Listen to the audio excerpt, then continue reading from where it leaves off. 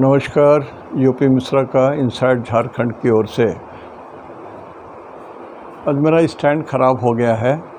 Technical director बड़ा मुश्किल से उसको फिक्स किए हुए हैं, लेकिन किसी कारणवश ये बार बार गिर जा रहा है।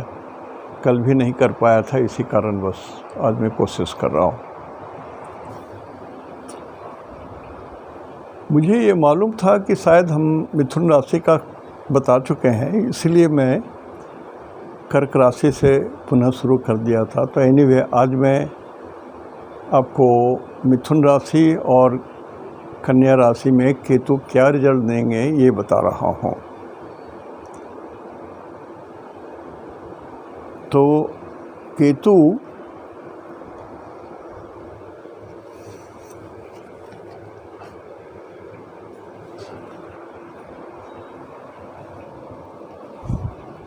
ये देख लें हम लोग कि केतु तृतीय भाव में हो, थर्ड हाउस।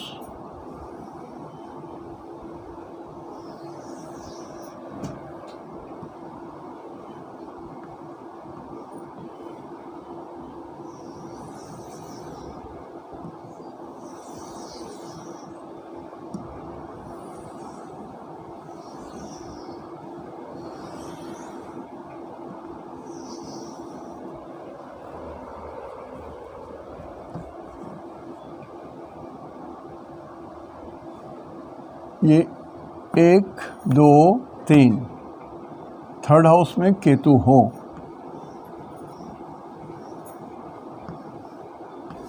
मैं कोई नंबर नहीं बोल रहा हूँ कि मिथुन राशि, मेष वृषभ मिथुन नहीं बोल रहा हूँ।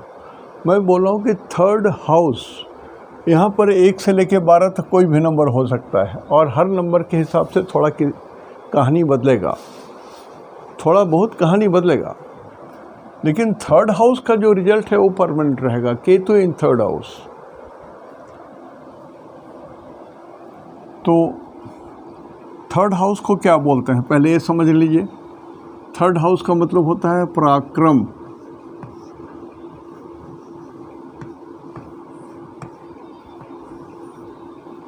सामर्थ्य,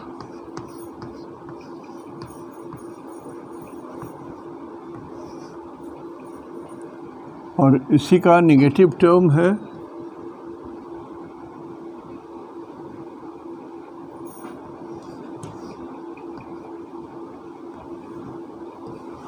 रंगबाजी,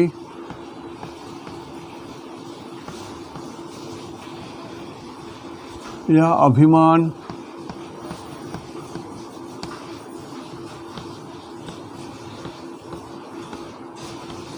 थर्ड हाउस का मतलब होता है छोटे भाई बहन,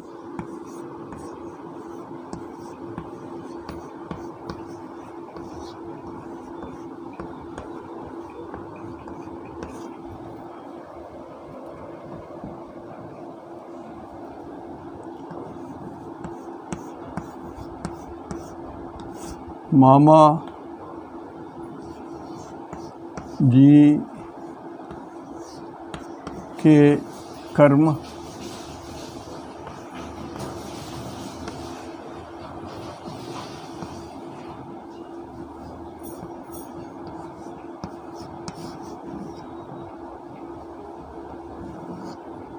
केतु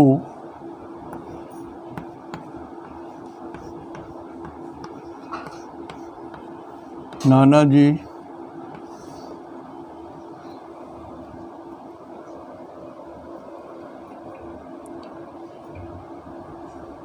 थर्ड हाउस,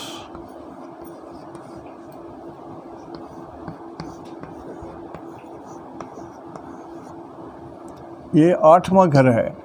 1, 2, 3, 4, 5, 6, 7, 8, और केतु को फिर यहाँ से गिन रहे हैं 1, 2, 3, 4, 5, 6, 7, 8। तो भवात भावम के सिद्धांत से ये केतु मृत्यु कारक भी हो गए।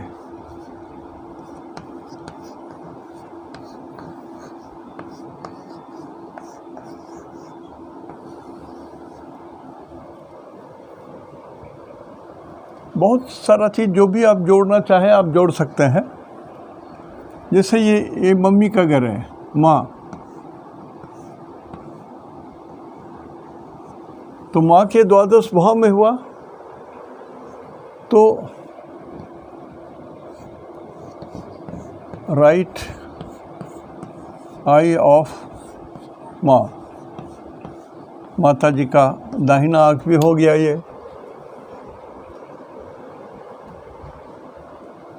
आप मेरी उम्र के हैं तो बेटे को भी आप इसमें देख सकते हैं।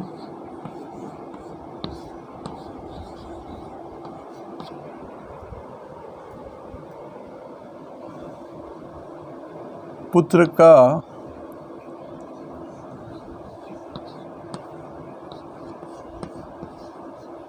ऊंचाई से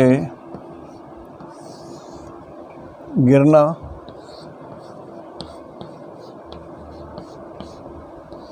11th house is even height. तो ये हाइट में ये केतु है, यदि ये गड़बड़ है, अशुभ है, तो ये पुत्र को ऊंचाई से गिरा सकते हैं। हमने कहा तर्क चाहिए एस्ट्रोलॉजी में, और प्रॉपर तर्क चाहिए, ऐसा नहीं कि कुछ भी आप बोल दें। जैसे मैं आपको बता रहा हूँ, अब मान लिया यहाँ पर केतु है और ये अष्टम भाव है, मृत्यु का घर है, ये मृत्यु का घर है, और यहाँ से अष्टम में केतु हो गए, तो भवात भावम के हिसाब से ये जो घर है, ये घर भी मृत्यु का घर हो गया। दिस इज मृत्यु। अब इस मृत्यु के घर में केतु है, तो अब यदि इस भाव के स्वामी जो भी नंबर है इसमें 1 से लेकर 12 तक, इस भाव के स्वामी 1 से लेकर 12 तक के अंदर में जो भी होंगे, सूरज, चंद्र, मंगल, राहु, गुरु, शनि, बुध के जो भी होंगे, वो यदि अष्टमेश का रिजल्ट देने की चेष्टा करेंगे और उसमें केतु की अंतर्दशा आएगी, तो yes, there can be big accident, big injury. इतना भी कष्ट हो सकता है कि यदि आपकी आयु बची हुई है, सब कुछ है, तब भी आपको ऐसे इंजुरी होंगे, ऐसे कष्ट होंगे जो आपकी स्थिति भयंकर हो जाएगी। भवात भावम। अब जैसे मेरे कुंडली में 8th हाउस में केतु है और 12 नंबर लिखा हुआ है,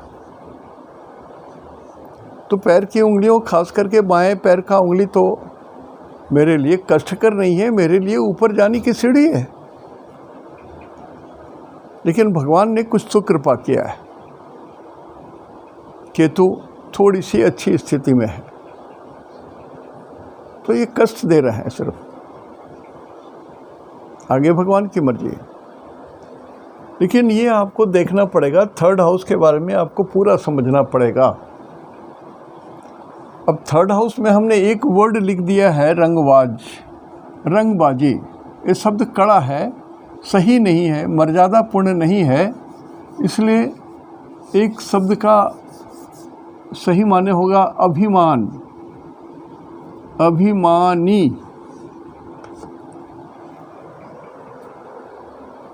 दूसरों को तंग करने के लिए मैं आपको तंग भी करूंगा, आपसे पैसे भी लूँगा, आपको मेरी बात माननी भी होगी, ये जानते हुए कि मैं गलत कर रहा हूँ, फिर भी मैं आपको तंग करूँगा।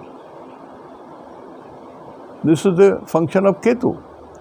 और अलग से केतु बोलते हैं मैं मोक्ष का मालिक हूँ, तो 3rd हाउस अष्टम से अष्टम होने के कारण not a good sign 3rd house का केतु।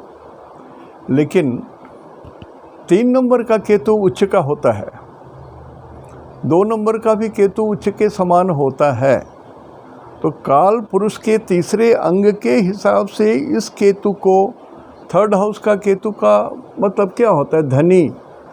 जो मेन है वो है धनी, धनवान। अब 3rd house is a bad house,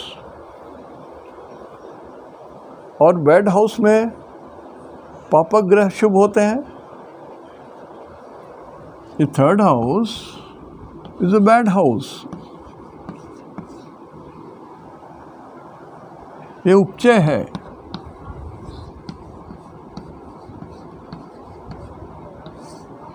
तो उपचय होने के कारण ये घर तो खराब हो गया, और इसमें केतु है यदि शुभ हैं, यदि अच्छे हैं, थोड़ा भी अच्छे हैं तो ये केतु शुभ हो जाएंगे, थोड़े भी शुभ है तो ये शुभ हो जाएंगे।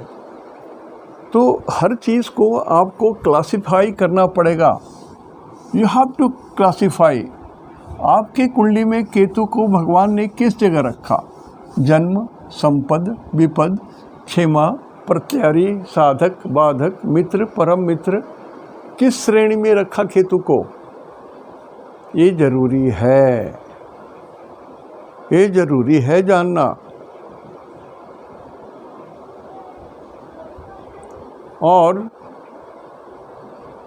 आपके राशि के हिसाब से भी आपको क्लासिफाई करना होगा कि आपकी कुंडली में यदि मेष लग्न की कुंडली है तो केतु उच्च के हैं,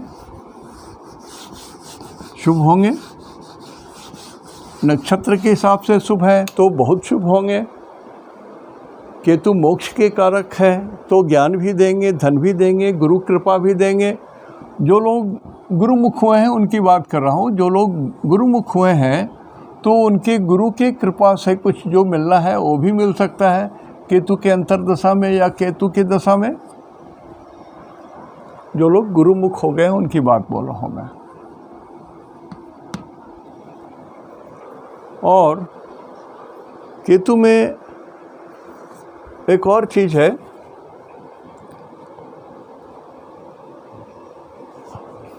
यहाँ जब केतु रहता है तो हम तो लिखें सामर्थ्य बढ़ता है, पराक्रम बढ़ता है, लेकिन और भी कुछ चीज़ें हैं वो नोट कर लीजिएगा।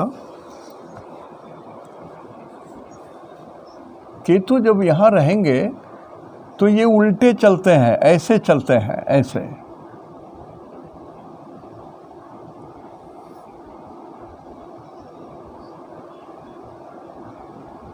डायरेक्शन यदि ग्रहों की ऐसी है तो ये जब उल्टे चलेंगे तो इधर चलेंगे। तो उल्टे चलने के कारण ये सेकंड हाउस भी मार्केसी हो जाता है। और ऋषियों ने एक बात और कहा है कि केतु यदि थर्ड हाउस में हो तो हृदय के प्रॉब्लम होते हैं, हृदय में हर्ट है, कारण है। उतना डिटेल में अभी नहीं जा रहा हूँ, लेकिन कारण है, समझ लीजिए आप। लेकिन शर्त है कि यहाँ पर या तो 5 हो या तो 9 हो। 5 हो 9 हो तो भी हर्ट में प्रॉब्लम होंगे, लेकिन छूट जाएंगे। It is not going to be fatal. और ये जो है चूँकि भाई बंधु का है, और यहाँ से इस जगह से देखिए, गिनती करें हम लोग, 1 2 3 4 5 6 7 8 9, तो ये फेट को भी इंडिकेट कर रहा है। कहाँ से? ये 7th हाउस है। 7th हाउस में क्या है? वाइफ है और पार्टनर है। तो पार्टनर से लाभ हो या ना हो ये भी इंडिकेट करेंगे केतु। अब जो लोग पार्टनरशिप में धंधा कर रहे हैं और आपने कुंडली चेक नहीं किया, यदि आप ये देख रहे हैं कि पार्टनर का जो नक्षत्र है आपके नक्षत्र से अष्टम या बुध तारा में पड़ता है, तो मुश्किल है, आपके धन उनके पास चला जा सकता है।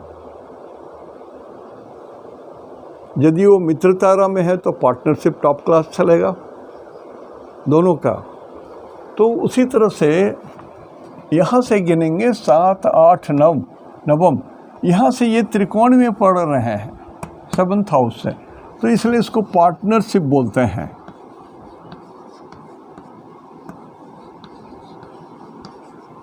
केतु 3rd हाउस में हो तो मोटा मोटी ये है कि पार्टनरशिप आपको 90% केसेस में शुभ होगा। यदि पार्टनर का सिर बड़ा है तो 100%, पार्टनर का नक्षत्र थोड़ा भी ठीक है तो 100%। तो कुछ और भी बातें लिखी रहती हैं जो अमूमन पुस्तक में नहीं आता है, आपको उसको विजुलाइज करना पड़ेगा, आपको समझना पड़ेगा।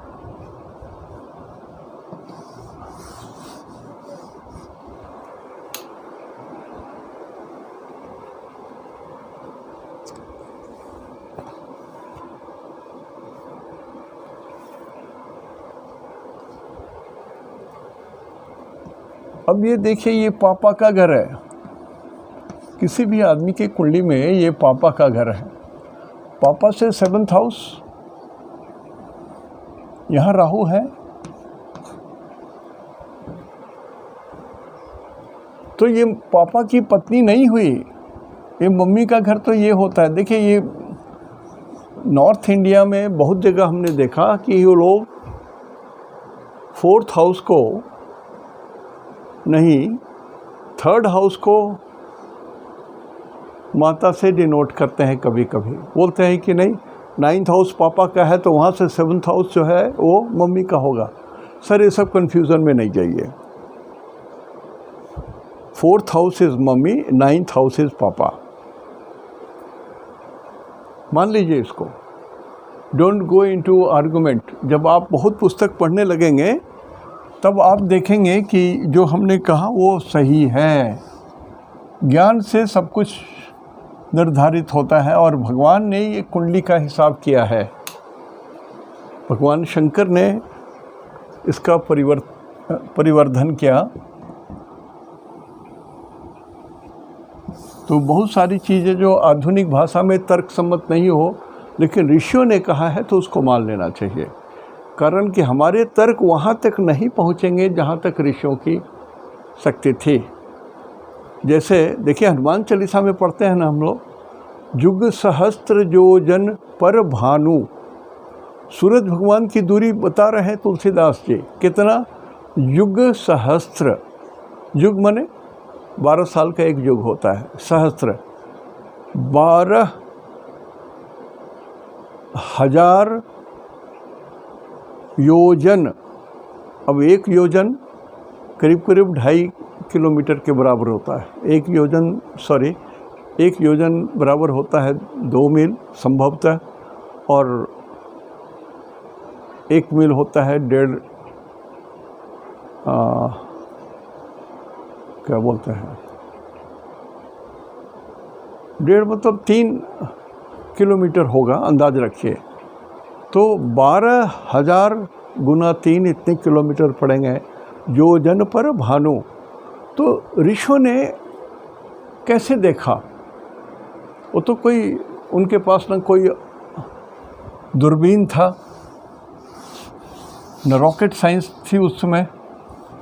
उसमें मन था, मन के जरिए चलित होते थे। मन उनका कहीं भी पहुंच जाता था। वो लोग कहीं भी अपना रूपांतर करके पहुंच जाते थे, इतना ज्ञान था। तो बहुत सारा तर्क से परे है, लेकिन मान लेने में आपका रिजल्ट सही मिलेगा। तो 3rd हाउस का राहु 3, 6, 11 में राहु शुभ होते हैं। पापक ग्रह हमेशा 3, 6, 11 में शुभ होते हैं।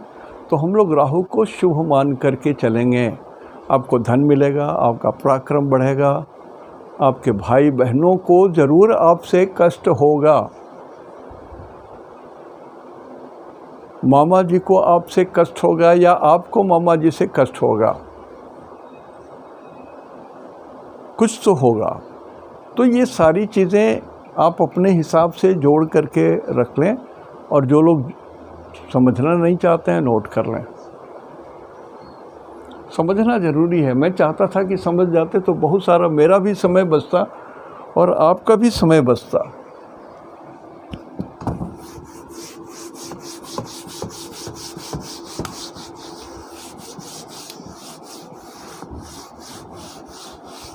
और 3rd हाउस का राहु धन दिलाता है। अपने पराक्रम के बल पर भी आप धन हासिल कर सकते हैं। अपने पराक्रम के बल से। सिर्फ ये रंगदारी वाला नहीं होना चाहिए, अभिमान वाला नहीं होना चाहिए, और जिसको बोलते हैं अत्याचार वाला नहीं होना चाहिए। तो धनात् धर्म, धन का उपयोग जब तक धर्म के लिए नहीं किया जाता है तब तक उस धन में विष रहता है, पॉइजन रहता है, नुकसान ही करता है। इसलिए बार बार बोलता हूँ कि जो लोग दबंग हैं, जो लोग दूसरे ढंग से पैसा कमाते हैं, दूसरे को अत्याचार करके कमाते हैं, जो इंजीनियर एकदम हाथ अमेठ करके पैसा लेते हैं, घूस देना ही पड़ेगा। 8.33% तो उसका प्रॉफिट है, उसमें कुछ दे दो तो ठीक है, ले लीजिए, स्वेच्छा से दे, लेकिन एकदम हाथ मड़ोड़ लीजिएगा कि नहीं देना ही है तो अपराध हो गया। आयु क्षीण हो जाएगी, आयु क्षीण हो जाएगी। मेरी शब्द को पकड़िए पकड़िए पकड़िए, बुद्धि है तो मान लीजिए। आयु क्षीण होगी, कष्ट तो होगा, जितना कष्ट होगा आप उसकी गिनती नहीं कर सकते हो। लड़के बर्बाद हो जाएंगे, बहुत सारी चीज़ होंगी, देखते आए हैं, व्यवहारिक बात है, मैं रिपीट नहीं करना चाहता हूँ।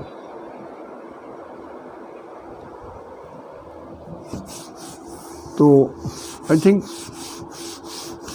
तीसरे घर का Rahu I have explained you now, पंचम भाव तक हमने कर दिया है। I will just talk regarding 6th house.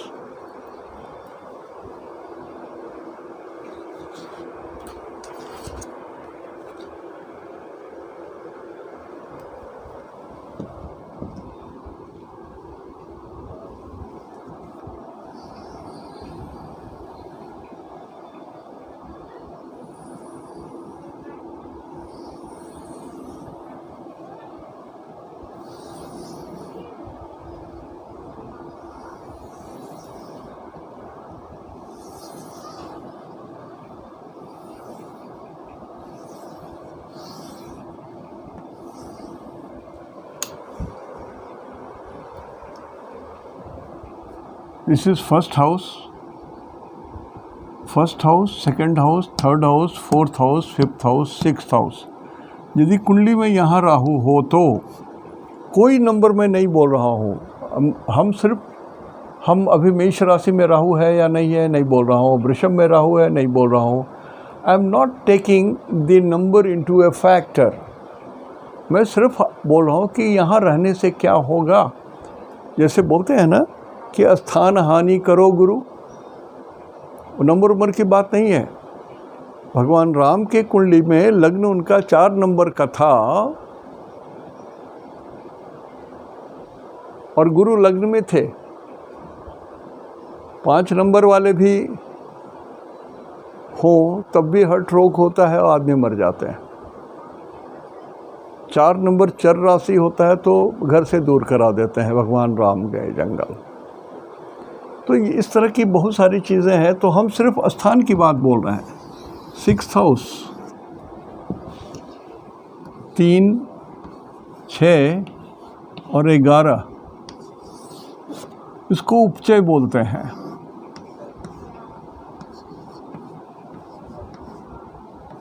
उपचय एक ऐसा भाव है, ये पैसे देते हैं लेकिन रुला भी देते हैं, एकदम हालत ख़राब कर देते हैं। सो जैसे 1, 2, 3 राहु है तो पापग्रह इस तीनों में, उपचय में पापग्रह शुभ होते हैं। पापग्रह शुभ होंगे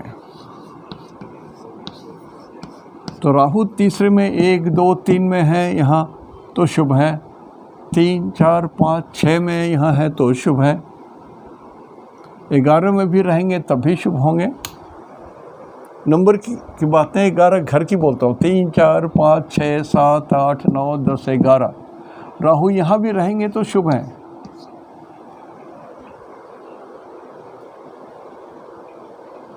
मार्क कीजिएगा, शादी ब्याह से लेकर के हर हालत में कोई व्यक्ति बिजनेस करे या ना करे, लेकिन राहु की स्थिति यदि ऐसी जगहों में है तो अच्छा मान लीजिए। इसके साथ और अच्छे ग्रह हों, अच्छी बात है। राहु के मित्र कौन होते हैं? राहु प्लस शनि प्लस शुक्र प्लस केतु, ये जो झुंड है ये 4 ग्रहों का,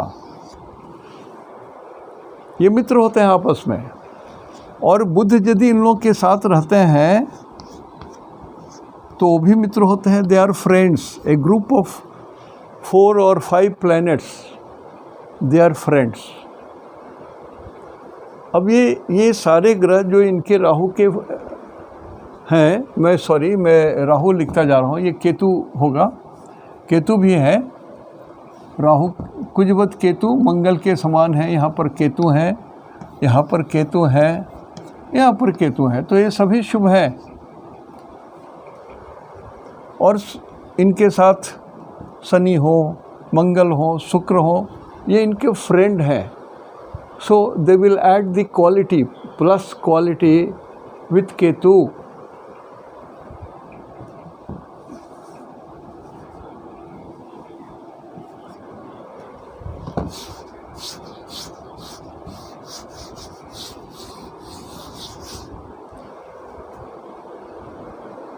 मैं चाहता हूँ ना कि सर थोड़ा बहुत आप लोग भी पिकअप कीजिए, जो लोग नए बच्चे सीख रहे हैं और जिनको, बहुत सारे लोग ऐसे हैं जो एस्ट्रोलॉजी सिर्फ इसलिए सुनते हैं कि बस उनको सुनने में जो मैं बोल रहा हूँ उनको अच्छा लगता है। ऐसे बहुत सारे लोग हैं, सही बोल रहा हूँ, हमको बोलते हैं, हमसे बातचीत होती है। उनको एस्ट्रोलॉजी यदि पहले से मन में वो जागृति रहती तो आज अच्छे एस्ट्रोलॉजर में गिने जाते हैं। बट सिर्फ सुन के 3, 4, 5 साल से हमारे साथ रह कर के उनके अंदर में जागृति एस्ट्रोलॉजी की बहुत हो गई है। ज्योतिष का ज्ञान हो गया है। सुनने से, पढ़ने से, देखने से, भोगने से, भोगना शब्द मैं यूज़ कर रहा हूँ, भोगने से भी एस्ट्रोलॉजी का बोध होता है। तो ये 6th हाउस में केतु है। 6th हाउस का मतलब क्या होता है? एक में शत्रु, दूसरे में रोग, तीसरे में कर्जा, चौथे में प्राण के हिसाब से मामा जी,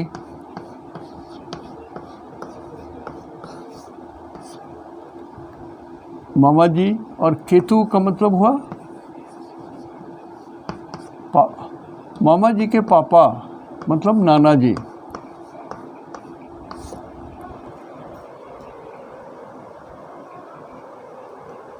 तो इस भाव में केतु नाना जी को रिप्रेजेंट करते हैं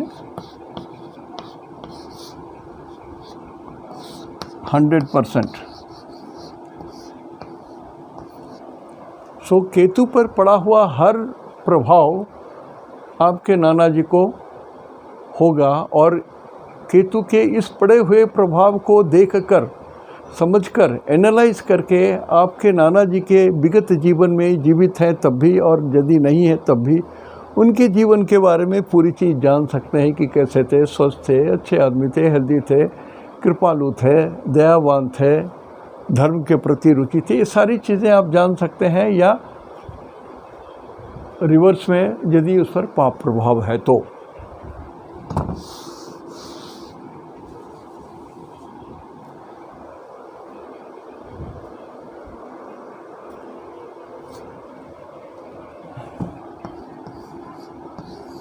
पाँच में ये 3rd हाउस से 1, 2, 3, 4, 5, 6, 7, 8, 3rd हाउस से ये केतु हैं। सॉरी, ये 11th हाउस से केतु यहाँ पर आ गए। 1, 2, 3, 4, 5, 6, 7, 8, इस घर से 8वें चले गए। ये वाले घर क्या हैं? इस घर का मतलब होता है एल्डेस्ट, सबसे बड़े से सबसे बड़े भाई या बहन,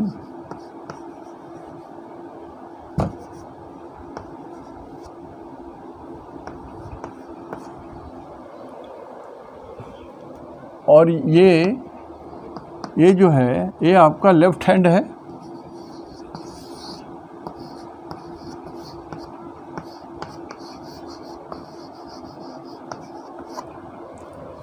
तो यहाँ पर केतु रहे तो आपके बाएं हाथ में भी तकलीफ़ हो सकती है, चोट आ सकती है, आपके कंधे में चोट सकती है, कंधे में रोग आ सकता है।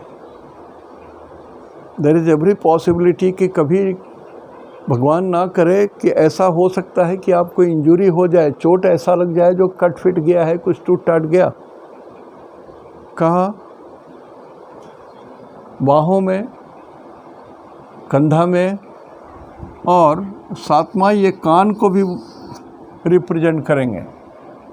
ये जो ये है, ये दोनों घर कान भी है, ये कान, ईयर्स।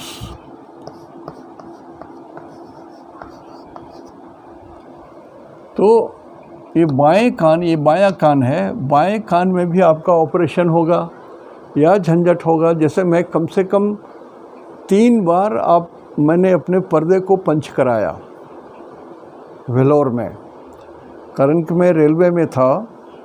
तो हम लोग को हियरिंग प्रॉब्लम यदि हो जाए तो अपने भी जान की मुसीबत हो जाती है, और यदि गाड़ी में रनिंग ट्रेन में कुछ गड़बड़ी है, उसके व्हील से, एक्सल से कैसे भी कुछ तरह के शब्द एबनॉर्मल आते हैं तो हम लोग पकड़ पाते हैं। इवन ब्रेक वान में बैठ करके, इंजन में भी बैठ करके जब हम लोग इंस्पेक्शन करते थे ट्रैक का, तो ये कान का उपयोग होता था।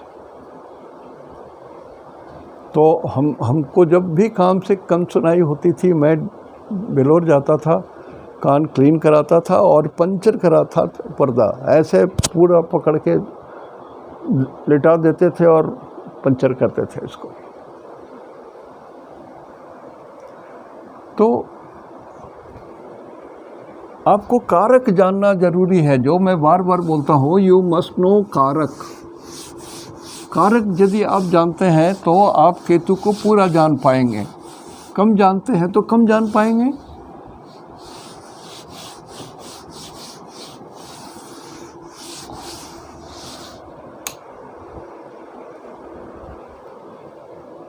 अब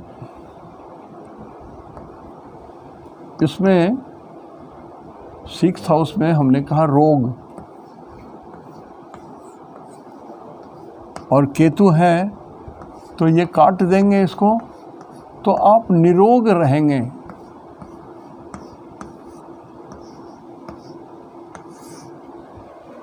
कोई भी रोग आपको फैटल नहीं होगा और कष्ट नहीं करेगा। और यदि इस 6th हाउस में यदि फिक्स्ड साइन है 2, 5, 8 और 11, वृषभ राशि, सिंह राशि, वृश्चिक राशि, 11 कुंभ राशि है, कहाँ? 6th हाउस में, और केतु भी है, तो ज़िंदगी में कभी आपको हेल्थ की प्रॉब्लम इन सब आइटम की नहीं होगी। Success and success in any case of operation, any कुछ भी झंझट हो तो क्लीन हो जाएगा। तो एक तो रोग में रोग, इसके बाद शत्रु के घर में यदि केतु हो 6th हाउस, तो आप विजयी होंगे।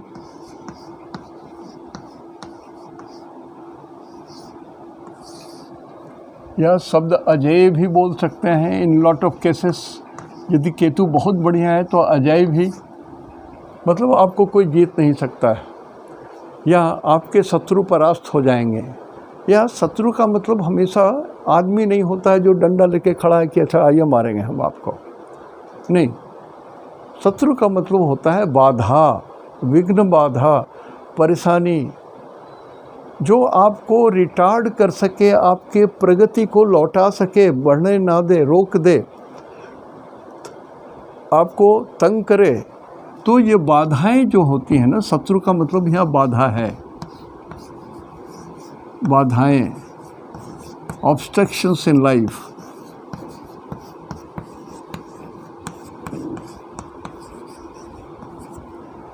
ये केतु इनको भी समाप्त कर देंगे।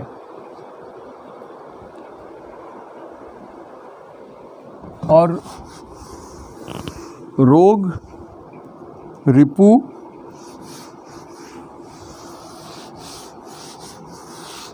और ऋण, कर्जे को भी बोलते हैं ये।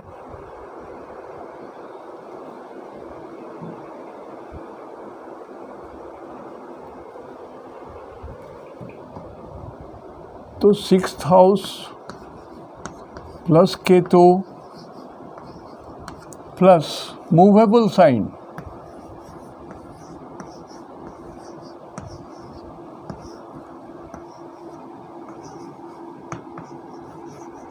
चर राशि प्लस मूवेबल साइन का मतलब चर राशि।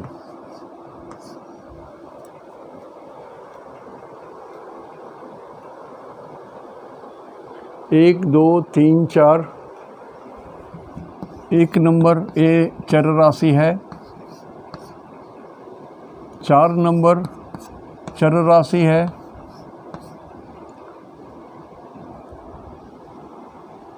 और 1, 2, 3, 4, 5, 6, 7, 8, 6, 12 साइन हो गया, 5 हो गया फिक्स साइन। एक बार थोड़ा देख लीजिएगा, ये 1, 2, 3, 4, 5, 6, 7, 8, 9, 10, 11, 12। तो ये चर राशि भी 10 नंबर भी चर राशि, एक हो गया, ये हो गया, 1, 2, 3, 7, मेरे ख्याल से तुला ये भी चर राशि है। थोड़ा से कहीं कभी कभी मैं भूल जाता हूँ। तो जो 7 नंबर भी चर राशि है, आप लोग चेक कर लीजिएगा अपना। तो यदि 6th हाउस है, केतु है और चर राशि है, तो आपके कर्ज खत्म हो जाएंगे। कर्ज, लोन समाप्त होंगे आपके।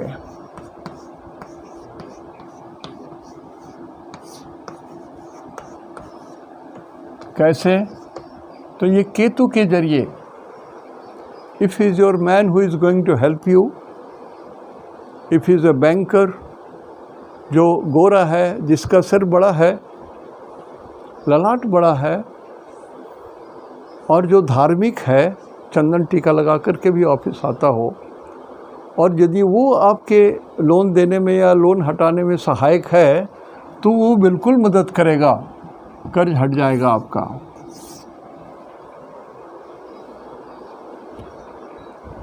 तो इस तरह से जितने भी 6th हाउस के जो रिप्रेजेंटेटिव हैं उसको ये लाभ करते हैं। जैसे हमने मामा जी को कहा, छठे घर से मामा होते हैं। कौन से मामा? जो माँ से ठीक छोटे होते हैं वो मामा, दूसरे मामा नहीं। देखिए,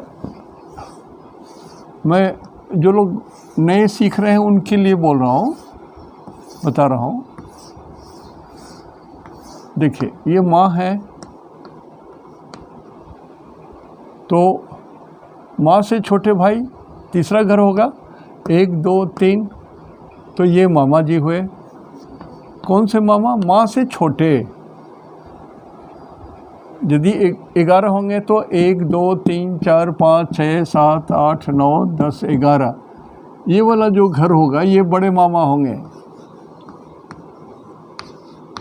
बड़े मामा। अब ये मामा भी हो सकते हैं, मौसी भी हो सकते हैं।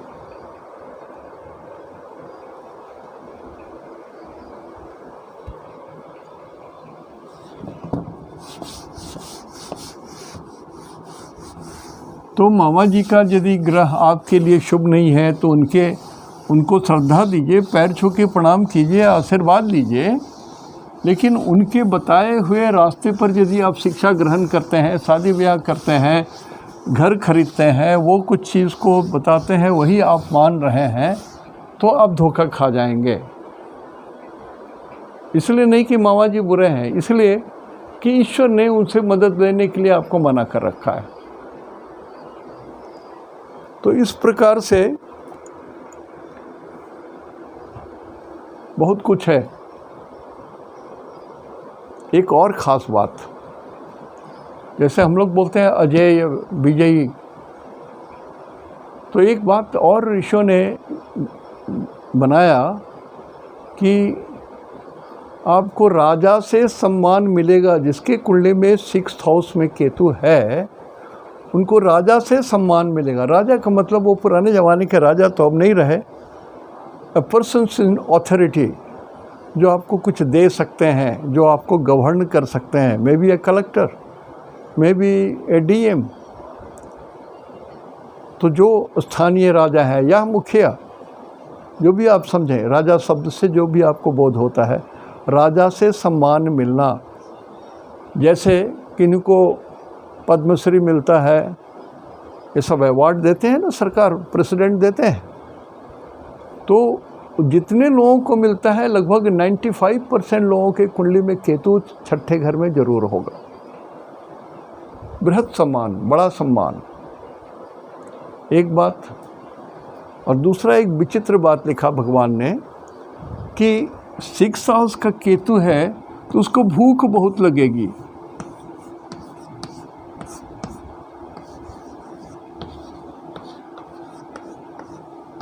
माने क्षुधा शब्द है, क्षुधा, क्षुधा की अधिकता रहेगी। बहुत सारा इससे अर्थ निकलता है। प्रश्न कुंडली में यदि 4-5 आदमी पर आपको संदेह होता है कि ये आदमी चोर हो सकता है, इसने हमारे इस चीज़ को चुराया है, और आप यदि उन लोगों के बीच जानते हैं, तो जो बहुत पेटू है, बहुत खाता है, बार बार भूख लगता है, तो समझिए वो भी एक व्यक्ति है जो चोरी में शामिल था या खुद ही चोर है। एग्जाम्पल के लिए मैं बोल रहा हूँ, ये नहीं कि मैं आपको प्रश्न कुंडली बताने जा रहा हूँ। मैंने एग्जाम्पल दिया कि क्षुधा को क्यों लाया गया, क्षुधा का विशेष उपयोग विशेष स्थिति में होगी।